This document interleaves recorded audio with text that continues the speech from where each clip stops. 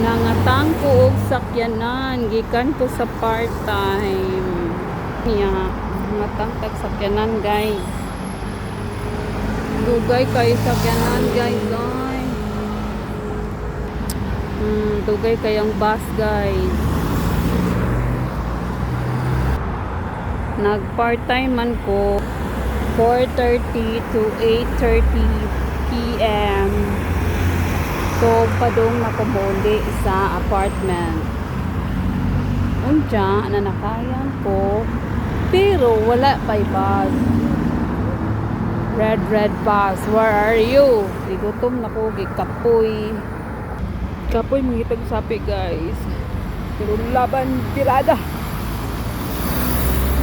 Tirada. May trabaho ang gipangita. Kadugay ba? Uy, kadugay ba sa sakyanan? Sa bus.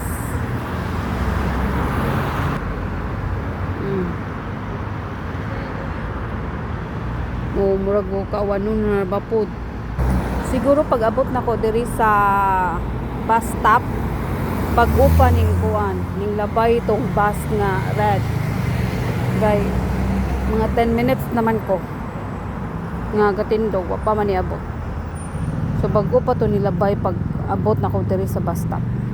Nya magwatag mga 15 minutes. Oh my god, gutom, kapoy na kay lami na kay ihigda guys.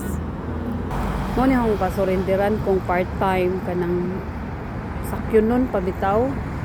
Kay ana ka ma-render sa maghuwat ka sa sakyanan mo biyahe. Nya pag hunong na bagyo dani nga bus, layo para ba kog lakwan padung sa apartment. Hinana siya.